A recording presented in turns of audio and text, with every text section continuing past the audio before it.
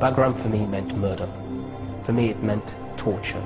For me it meant hearing the sounds of women screaming that I was led to believe was my wife. 7 years after the launch of this man's war on terror, there are still thousands missing, and they're not all men. There are being abductions of women and even children, and there are other female members also in Bagram. Something's been hit, we don't know what it is, but there's a lot of black smoke and getting out of the car. This is the story of a gripping journey from Guantanamo to Bagram. So all these bullets are from the American forces? Yes, they are. My name's Yvonne Ridley, I work for Press TV. In search of prisoner 650. Who is she?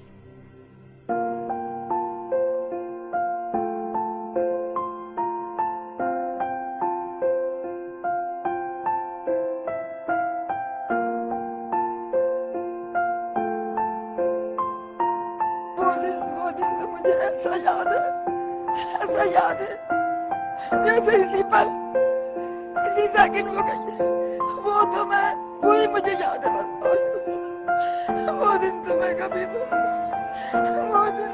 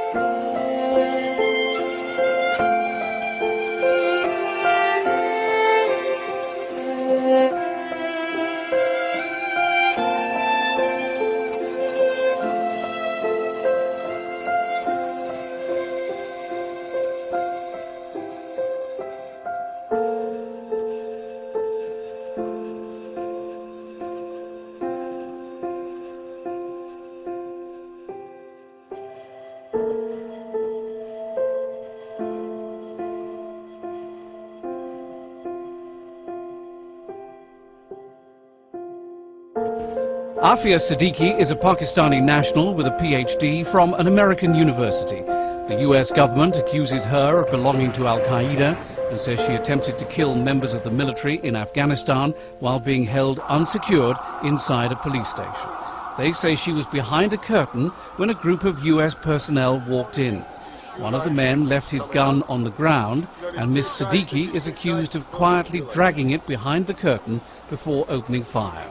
She missed, but was shot and injured in response. They put a gun down by their foot, and they don't realize when the gun is not there.